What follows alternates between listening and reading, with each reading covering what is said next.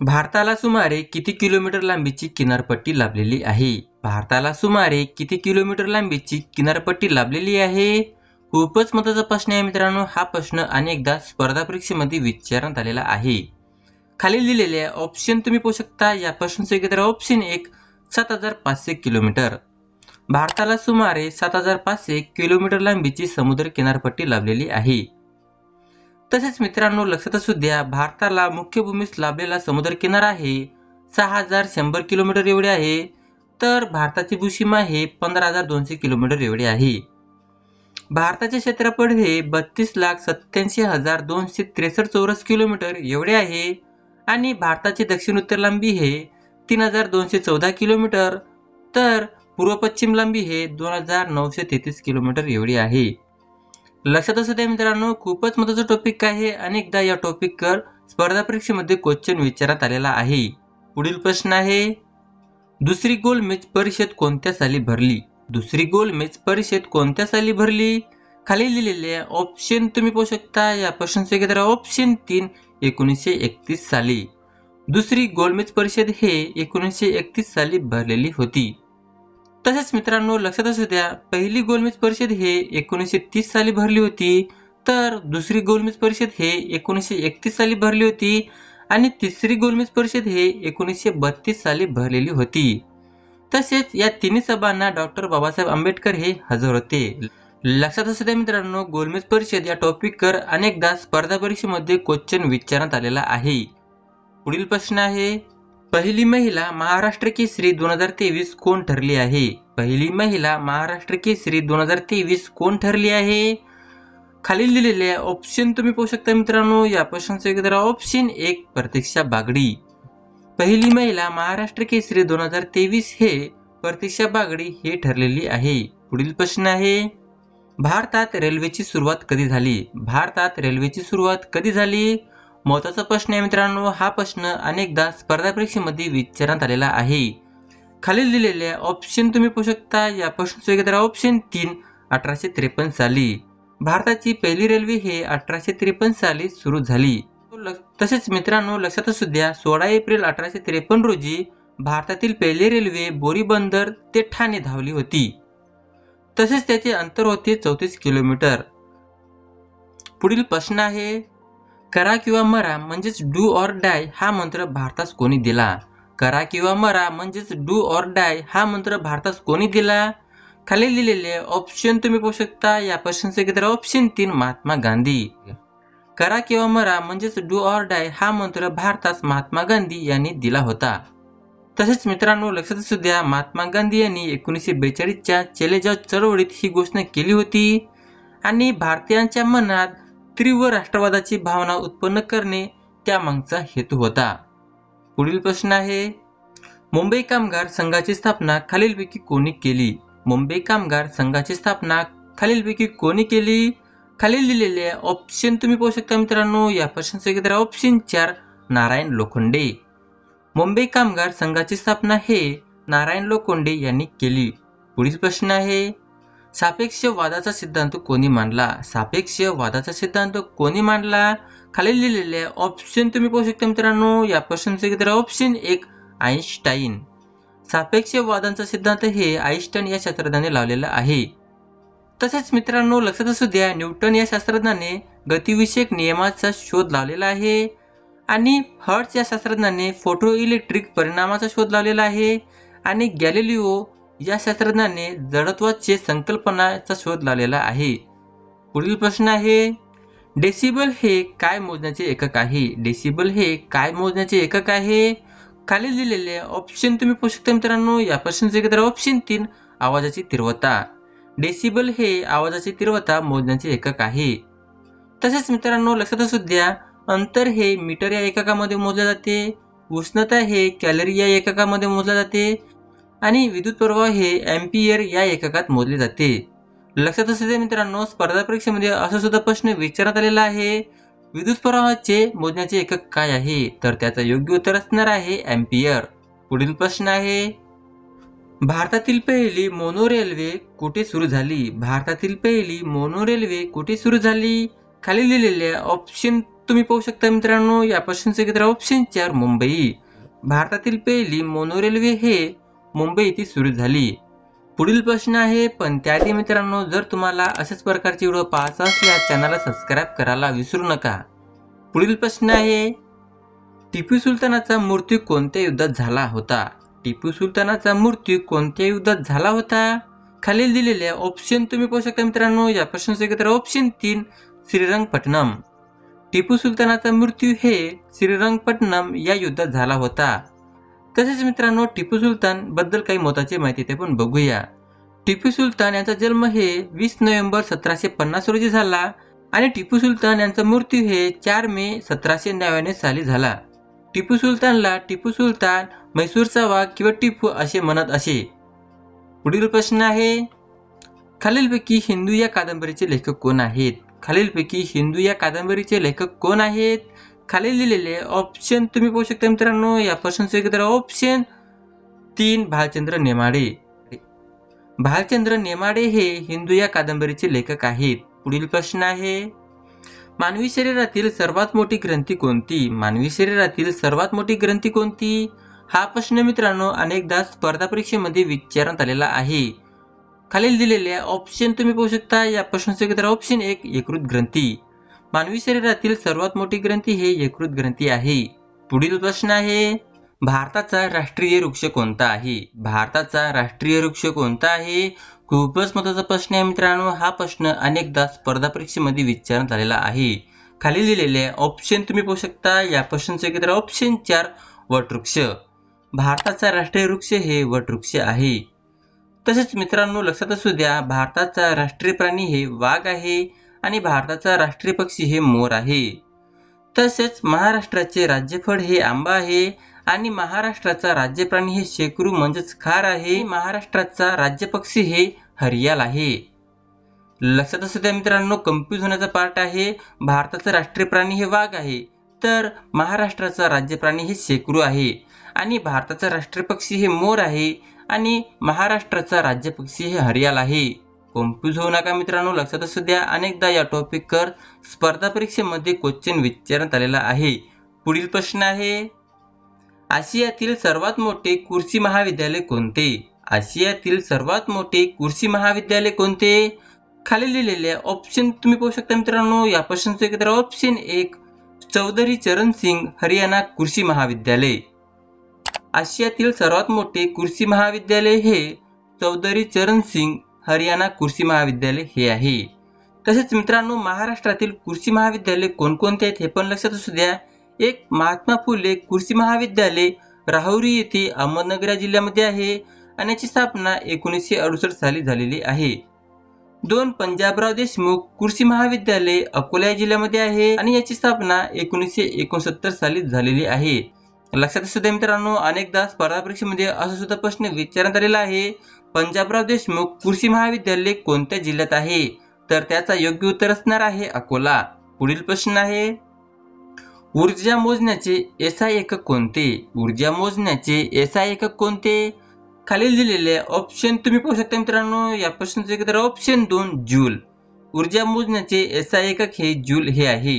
पुढील प्रश्न आहे, भारतात कोणाच्या काळात रेल्वेची सुरुवात झाली? भारतात कोणाच्या काळात रेल्वेची सुरुवात झाली?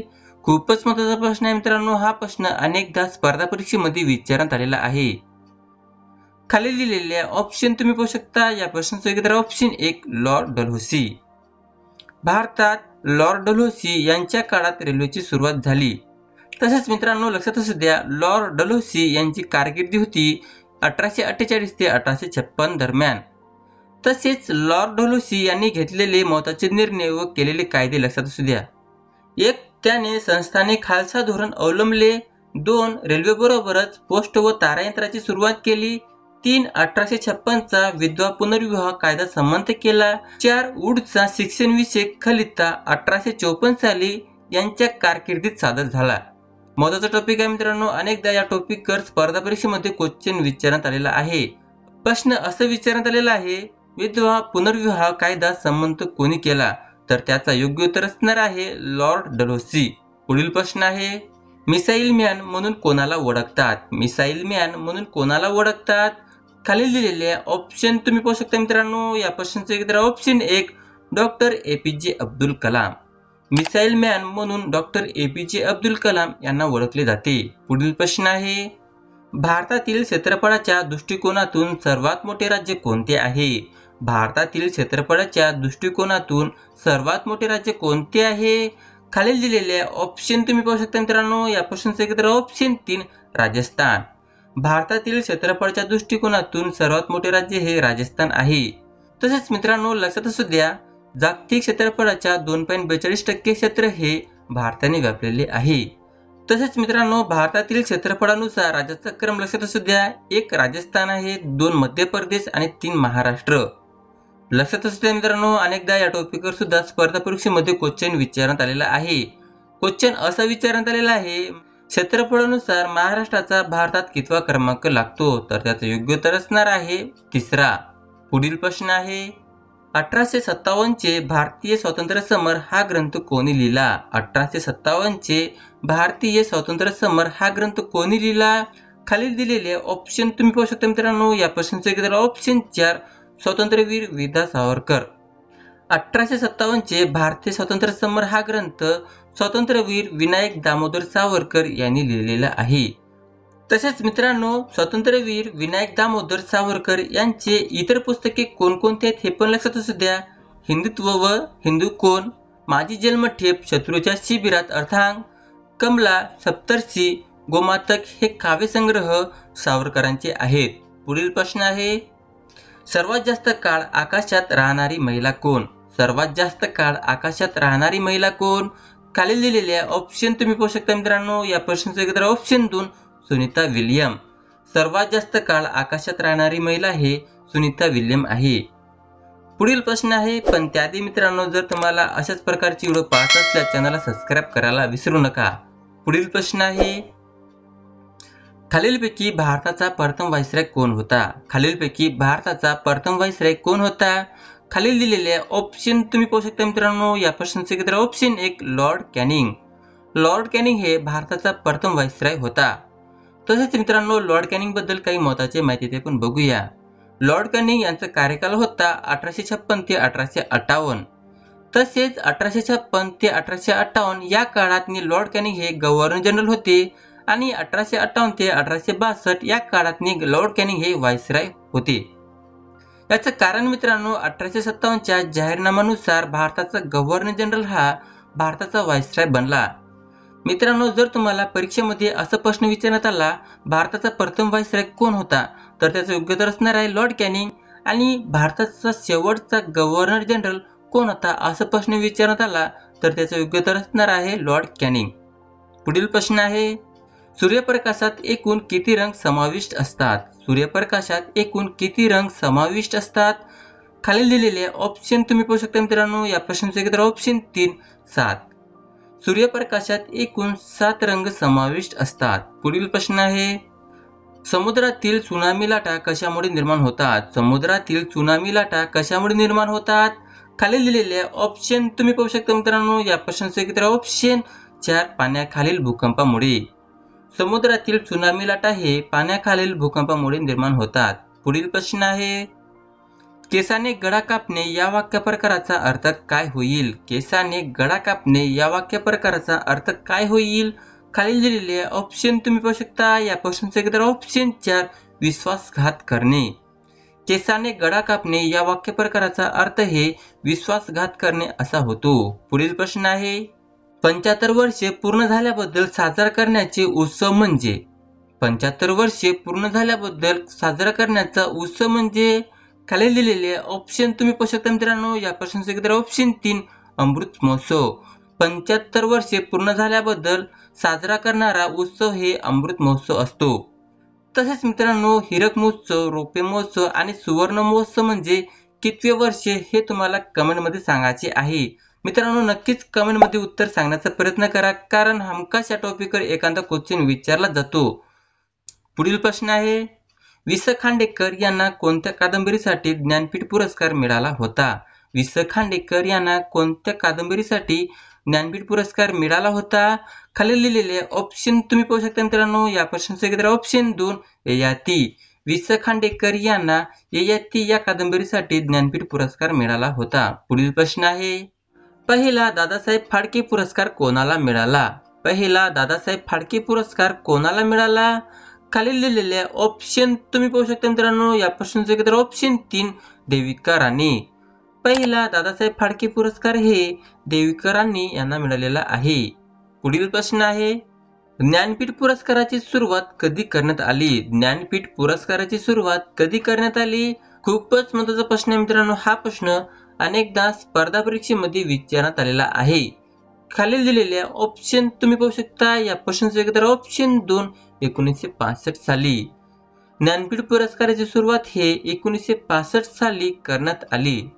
तसेच मित्रांनो, ज्ञानपीठ पुरस्काराबद्दल काही महत्त्वाची माहिती ते पण बघूया. ज्ञानपीठ पुरस्कार हे भारतीय साहित्य क्षेत्रातील सर्वोच्च पुरस्कार आहे आणि याची स्थापना 1961 साली झाली आणि याची सुरुवात 1965 सालापासून झालेली आहे. लक्षात असू द्या मित्रांनो, स्थापना 1961 साली आणि सुरुवात हे 1965 सालापासून झालेली आहे.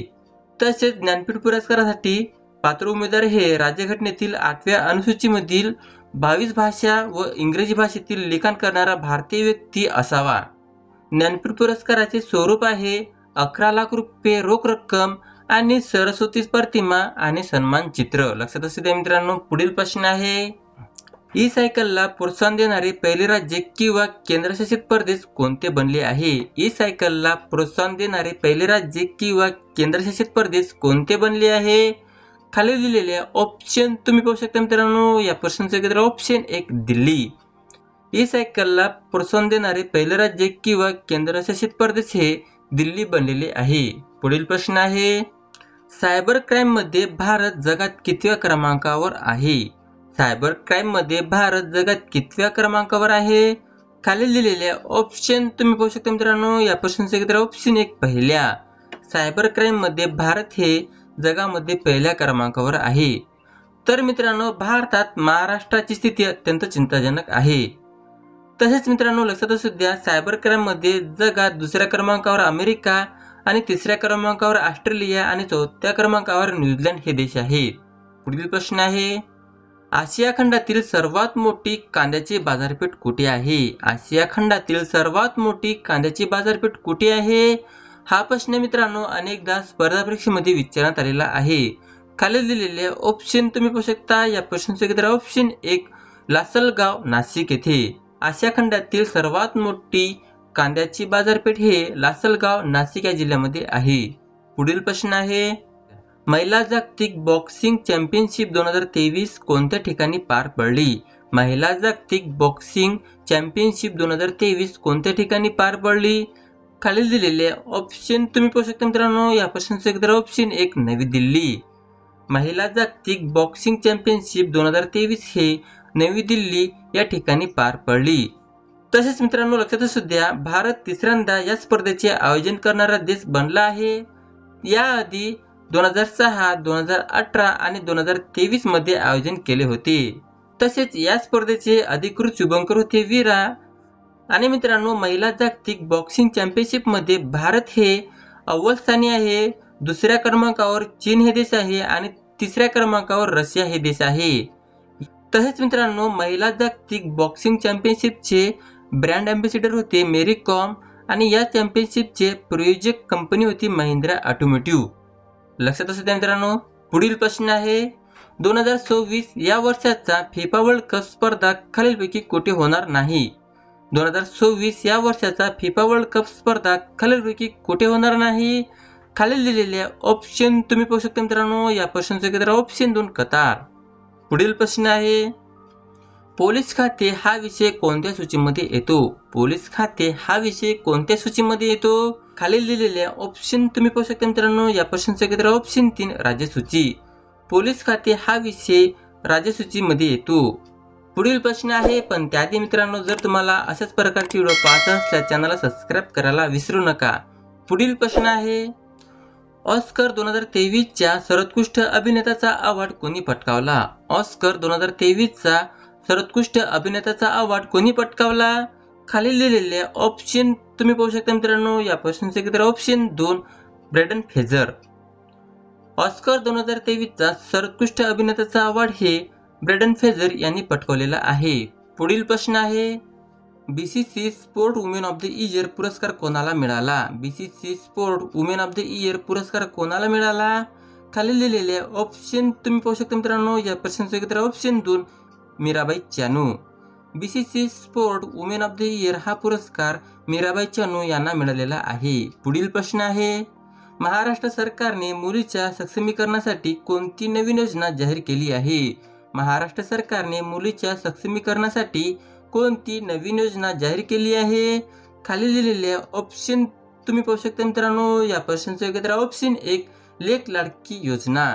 महाराष्ट्र सरकारने मुलीच्या सक्षमीकरणासाठी लेक लाडकी योजना जाहीर केली आहे. पुढील प्रश्न आहे, खालीलपैकी कोणत्या प्रकारचा कोळसा सर्वोत्तम प्रतीचा कोळसा आहे? खालीलपैकी कोणत्या प्रकारचा कोळसा सर्वोत्तम प्रतीचा कोळसा आहे?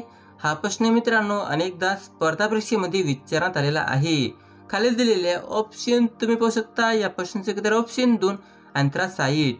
अँथ्रासाइट हा प्रकारचा कोळसा आहे सर्वोत्तम प्रतीचा कोळसा आहे. पुढील प्रश्न आहे, ऑस्कर पुरस्कार कोणत्या क्षेत्राशी निगडीत आहे? ऑस्कर पुरस्कार हे कोणत्या क्षेत्राशी निगडीत आहे? खालील दिलेले ऑप्शन तुम्ही पाहू शकता मित्रांनो. या प्रश्नाचे उत्तर ऑप्शन 1 चित्रपट. ऑस्कर पुरस्कार हे चित्रपट क्षेत्राशी निगडीत आहे. पुढील प्रश्न आहे, राष्ट्रकुल स्पर्धा 2022 मध्ये भारताने किती सुवर्ण पदक पटकावले? राष्ट्रकुल स्पर्धा 2022 मध्ये भारताने एकूण किती सुवर्ण पदक पटकावले? खाली दिलेल्या ऑप्शन तुम्ही पाहू शकता मित्रांनो. या प्रश्नाचे उत्तर ऑप्शन 3 22. राष्ट्रकुल स्पर्धा 2022 मध्ये भारताने एकूण 22 सुवर्ण पदक पटकावलेले आहे. अशा प्रकारचा हा व्हिडिओ होता मित्रांनो. जर तुम्हाला माझा व्हिडिओ आवडला असेल तर नक्की चॅनलला सबस्क्राईब करा.